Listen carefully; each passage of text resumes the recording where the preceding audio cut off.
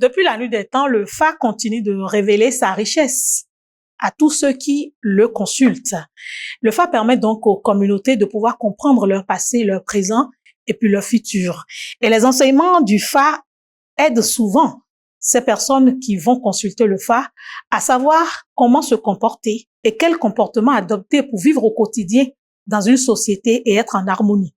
Dans ce numéro de votre émission Héritage, nous allons parler du FA comme un corpus structuré qui peut aider les communautés à mieux comprendre les révélations du FA et aider, pourquoi pas, le pays à pouvoir se développer. C'est donc le thème que nous abordons aujourd'hui dans votre émission Héritage. Mesdames et messieurs, merci de vous installer. Pour débattre donc du FA en tant qu'un corpus structuré, j'ai sur ce plateau deux invités, un praticien et un technicien. Notre technicien sur ce plateau s'appelle Monsieur Yemenvo Toussaint Kodjo Ahomayon. Bienvenue. Merci, c'est un plaisir d'être sur ton plateau. Le plaisir est partagé. Et pour faire cet échange avec vous, Monsieur Ahomayon, nous avons Bokon Okwedanu Aonti Yakpe Binazo. Bienvenue à vous. Merci. C'est un plaisir. Et le plaisir est partagé pour nos téléspectateurs et nos téléspectatrices. Monsieur Ahomayon, puisque vous êtes un chercheur en histoire des arts sacrés, je le rappelle très rapidement, qu'est-ce qu'on appelle un corpus structuré?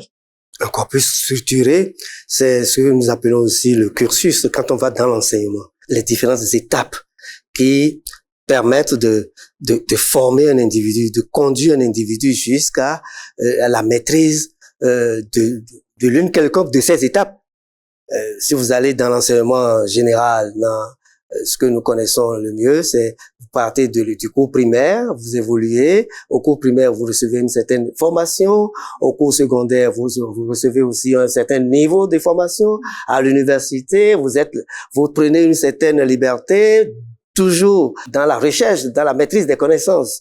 Donc, c'est, à mon avis, à peu près ce cursus-là que nous mettons dans le corpus. Il faut dire que le FA, même depuis toujours, avait déjà son corpus structuré dont nous allons parler. Parce que chaque fois, il faut retourner dans le passé, aller voir ce qui s'est passé avec nos ancêtres, afin de voir ce qui se passe aujourd'hui et pouvoir établir une certaine comparaison, faire une comparaison pour savoir comment se projeter dans l'avenir. Je rappelle à nos téléspectateurs et à nos téléspectatrices que dans cette émission de Héritage, nous parlons du FA comme un corpus structuré. Et si on en croit les propos de notre chercheur en histoire des arts sacrés, M. Ahomayon, on comprend simplement que c'est tout un cheminement de formation qui peut nous amener, pourquoi pas, à travers le FA, à mieux comprendre les événements de la vie. M. Ahomayon, oui. Quels sont les éléments caractéristiques de ce corpus structuré, si on doit utiliser le FA pour en arriver là? Les signes qu'il faut déjà connaître, il y a déjà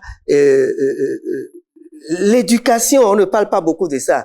En restant auprès, dans le passé, le néophyte ou l'apprenant reste toujours collé à son maître et il apprend à vivre selon le maître, et le maître est un enseignement.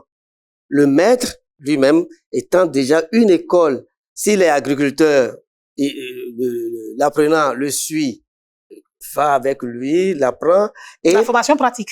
Voilà. Donc, c'est une éducation duale, comme on le disait entre-temps. C'est la pratique et la théorie. C'est la pratique et la théorie qui se découlent dans ce corpus. Et dans ce corpus, nous avons comment faire les vols, par exemple. Ça, c'est aussi une caractéristique. Comment faire la consultation, c'est une caractéristique du FA. Comment suivre l'individu. Le Bokon est un peu comme un médecin. Il suit l'individu. Comment suivre l'individu à travers l'éducation que l'individu est en train d'éprouver, suivre l'individu.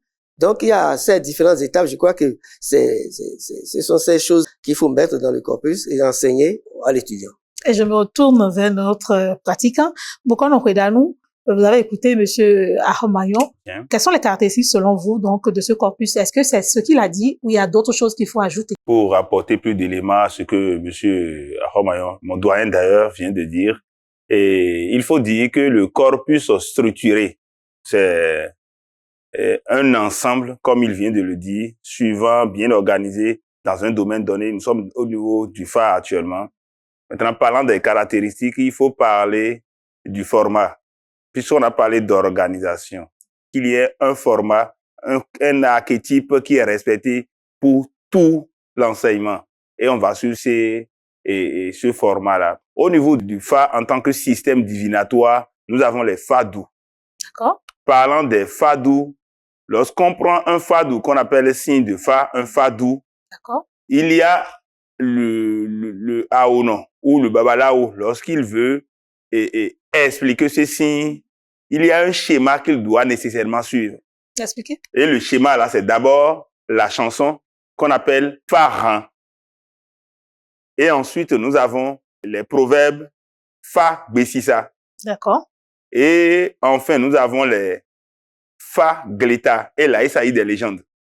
Donc, c'est un schéma, c'est un format, un prototype que tout Babalao voulant expliquer un signe doit suivre. Forcément. Donc, et Fa, en tant que corpus structuré, renvoie déjà au Faran, au Fa Bessissa et au Fa Gleta.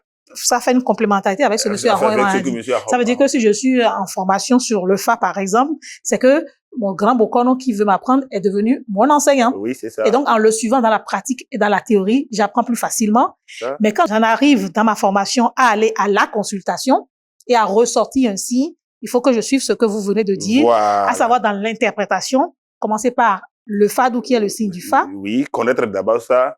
Le Faran. Le Faran. Qui est la chanson. Oui, qui accompagne ce Fadou. Ce qui accompagne ce Fadou. Oui. Et ensuite? Et le Fa Bessissa. Mais on va parler des Fa Bessissa. Il y en existe plusieurs. Même les Farans aussi, il y en existe plusieurs pour un seul Fadou. D'accord. Et également les Fa Gleta. Forcément. Oui. Monsieur Aromayon, vous voulez ajouter quelque chose? Oui, ce que je voulais ajouter, qu'on ne souligne pas souvent, c'est que le Bokono, je répète, je l'ai dit tout à l'heure, je le répète, le Bokono est une école. Lui-même, en tant qu'individu, est une école. Et dans cette école, l'apprenant qui est auprès de lui apprend la morale. Le Bokono est un modèle. Merci. De la société. Si on ne part pas de là, on va fabriquer des robots qui vont faire de la pratique, une pratique mécanique, une pratique sans âme. Et c'est ça que nous déplorons aujourd'hui.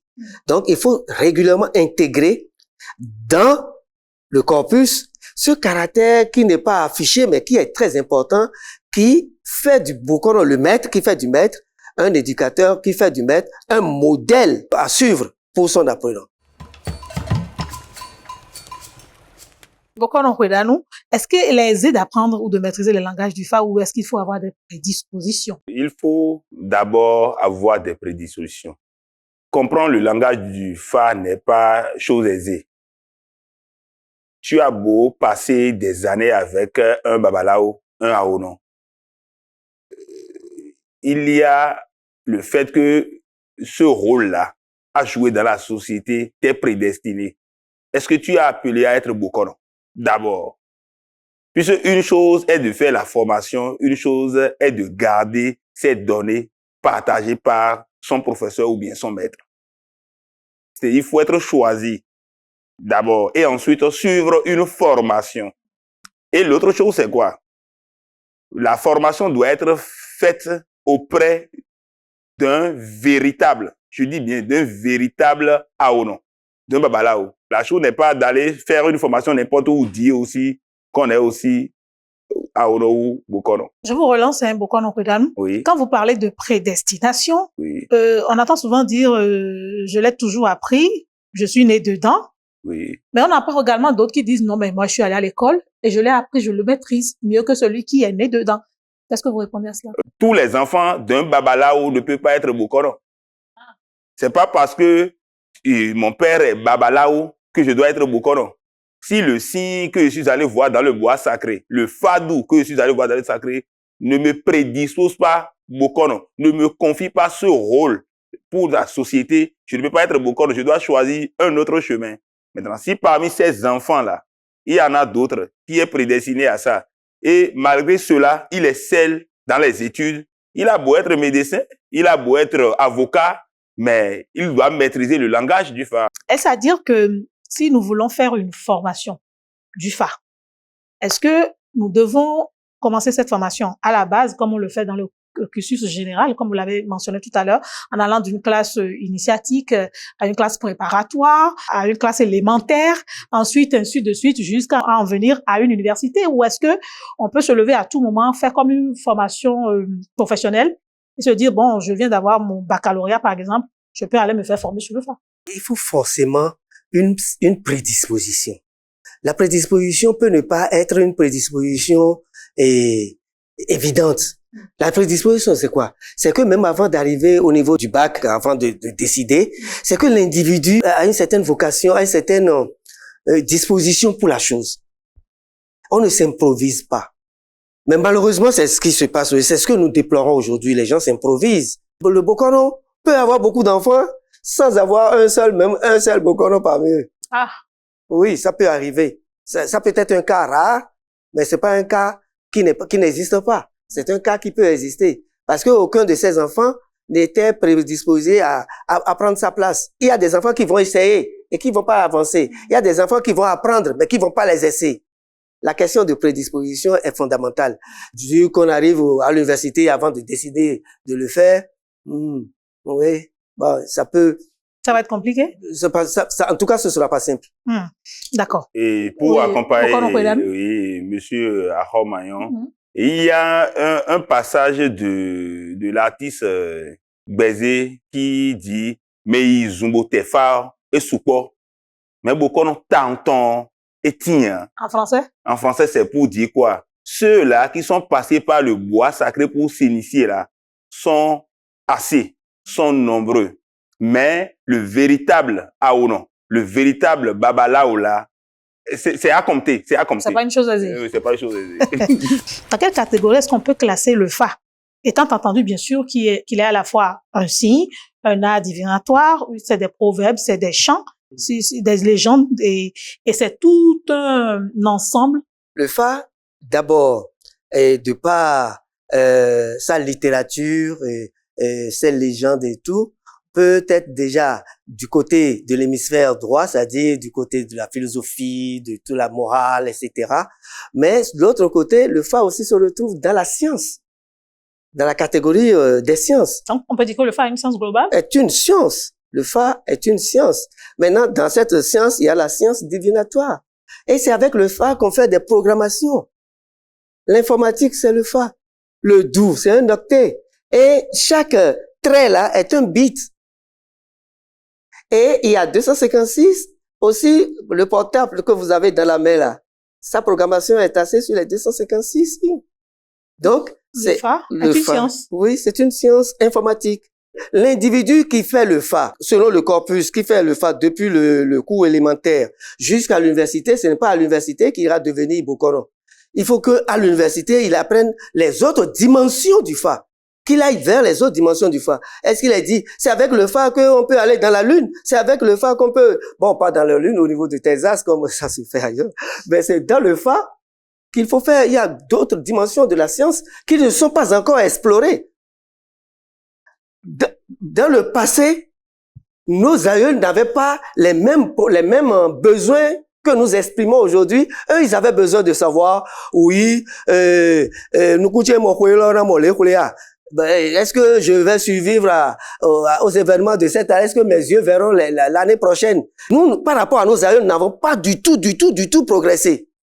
Nous n'avons pas du tout progressé parce que si on avait évolué, aujourd'hui, on serait un peu en train de faire des calculs, de très grands calculs, comme d'avoir des processeurs, puisque le Hackplay, c'est un processeur.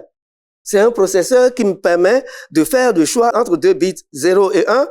Est-ce qu'il faut aller à droite? Il faut aller à gauche. Si je vais à gauche, j'avance d'un pas. Est-ce qu'il faut aller? Chaque fois, je suis confronté à un système binaire ou des choix à faire régulièrement. Et dans le Fa, d'ailleurs, quand le Bokono vous posez un problème, il sélectionne des objets qui sont dans son sac. Et il dit, si c'est l'événement là, si ça entraîne la mort, il va prendre un os. Si ça entraîne le clouton, il va prendre autre chose. Si ça entraîne et il choisit ce que en informatique on appelle des variables. Il choisit des variables et il commence par trier. Un peu comme Vous voulez acheter crédit sur votre GSM. Il vous dit, si c'est crédit, si c'est forfait, tapez 1. Si c'est machin, tapez 2. Si c'est... c'est la même chose. Donc, il faut que les individus, il faut que nous... Bon, ça, je le dis, et je profite de l'occasion de votre émission pour le dire. Il faut qu'on avance. Il faut qu'on avance. Les autres ont déjà utilisé le phare et ils sont capables de créer des armes pour nous faire peur, de créer des tas de choses pour nous faire peur. Mais il faut qu'on avance. Il faut qu'on aille dans la dimension réellement scientifique.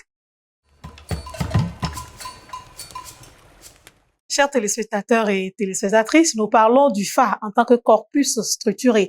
Et vous allez remarquer avec moi que c'est très intéressant d'en savoir plus sur le phare. Bokano Kwedalo, vous êtes praticien. Vous avez été interpellé. Il faut qu'on avance. On ne peut pas continuer, selon M. Aromayon, à toujours utiliser cet enseignement du phare comme l'ont fait nos aînés, mais il faut que nous allions loin. Qu'est-ce que vous en dites? Bon, il faut des propositions d'idées, puisque nous autres, c'est la formation reçue que nous mettons en pratique. Donc, il faut des propositions d'idées. Et je pense que le doyen Romagnol a raison. Il a raison. Mais il faut des propositions d'idées. S'il y a des propositions d'idées, c'est sûr qu'il y aura des accompagnateurs. Et moi, j'en ferai partie. J'ai une dernière question dans cet échange pour mes invités. Et je pense que cette question est tellement importante pour moi. Le phare, M. Aromayon nous livre beaucoup d'enseignements. Quand on vous écoute sur ce plateau, est-ce qu'il y a des risques que le phare disparaisse un jour en tant qu'enseignement? Je crois que le phare a encore beaucoup de jours devant lui et de beaux jours si nous décidons de passer de la roue à la charrue et de la charrue à la machine. Il faut qu'on avance. Il faut qu'on avance. Le phare a de beaux jours parce que les Bokono que nous avons aujourd'hui, c'est des Bokono qui disent « Ah, nous j'avais parlé de codification. Tout est codifié. Tout autour de nous a un doux. Ce n'est pas seulement les individus, l'homme, qui va dans la forêt. Tout devrait aller dans la forêt. Même la table là. Même tous les objets de l'univers a un doux. Et chaque doux indique le comportement de chaque objet. Et ce comportement, quand je klaxonne, quand je suis dans la voiture, je klaxonne. Ça interpelle le doux du passant qui veut traverser la voie. Ah oui, pour qu'il y ait... Donc, tout autour de nous a un doux. Et nous sommes à l'intérieur de plus de 1000 milliards d'informations de doux qui tournent autour de nous. Il suffit juste qu'on puisse comprendre. Comment? Il suffit juste qu'on comprenne. Il faut comprendre. Donc, moi, j'exhorte. Il faut aller dans les autres dimensions du phare. Et comme ça, nous allons pouvoir, le phare trouvera toujours ce beau jour. Le phare restera restera toujours éternel. Bokoro Kwedalo, vous semblez interpellé quand je dis vous, je parle de vous pratiquants. Aujourd'hui, on a la chance, nos aînés n'avaient peut-être pas l'écriture, nos aînés faisaient une transmission orale. Aujourd'hui, nombre de nos Aono, Babalao, que nous on appelle plus vulgairement Bokono, sont instruits, vont à l'école. Pourquoi est-ce que vous ne faites pas de votre mieux pour laisser des écrits? Le problème n'est pas au niveau des pratiquants en réalité. Puisque chaque État doit faire la politique de son développement. Donc vous attendez une politique gouvernementale? Je ne sais pas que nous attendons. J'ai beau étudier, moi de mon côté. Arrivé à un moment donné, est-ce que je pouvais continuer les études? Point d'interrogation. Lorsqu'on sent qu'il y a des gens qui ont embrassé des domaines qui peuvent participer au développement d'une nation, il faudrait mettre en place les moyens nécessaires pour accompagner ces derniers à travailler pour le compte de la nation. Est-ce que vous pensez que le phare a de beaux jours? Bien sûr. Ou on doit s'inquiéter? Bien sûr, d'autant plus que à la création même de le phare il a résisté au temps, il a résisté à toutes ces générations. Et comme vous l'aviez dit, il a un instant, il perdure. Et comment penser qu'un jour, ça peut disparaître? Je ne vois pas encore ce qui peut causer la disparition du phare. Chers invités, nous sommes à la fin de l'émission, mais cette partie est très importante pour nos téléspectateurs. Monsieur Aromayon, nous avons parlé du phare. Vous avez émerveillé avec cette science qu'est le phare. Vous l'avez expliqué en tant qu'enseignement. qu'est-ce que vous partagez avec nos téléspectateurs sur le FA en tant qu'enseignement et corpus structuré? Ce que je conseille, c'est de demander à nos téléspectateurs de penser à revenir à leur valeur, à la valeur, à notre culture, parce que nous sommes les héritiers d'une culture immense. Et cette culture s'appuie sur le Fa et le vaudou. Merci beaucoup. Pourquoi on peut Oui, ce que moi j'ai à dire, c'est quoi? On peut mettre au programme les œuvres déjà écrites sur le Fa. Parce que déjà, nous avons les pharaons qui constituent les chansons qu'on peut étudier. Nous avons les fagbessissa qui constituent les proverbes qu'on peut étudier. Nous avons les fagleta qui constituent également les légendes à étudier. Et cela peut amener les jeunes à s'intéresser à la chose. C'est ce que moi j'ai à dire. Et moi, je dis merci à tous nos invités. Merci beaucoup. Merci à vous. Et je vous remercie. Merci infiniment. Téléspectateurs et téléspectatrices, je vous remercie parce que vous portez ensemble avec nous l'héritage de notre beau pays, le Bénin. Et le FA est un corpus structuré. C'est un corpus qui mérite d'être valorisé, qui mérite d'être enrichi, qui mérite de participer à notre développement personnel et au développement de notre pays, le Bénin. C'était Héritage. Merci d'avoir été là. On se retrouve très prochainement.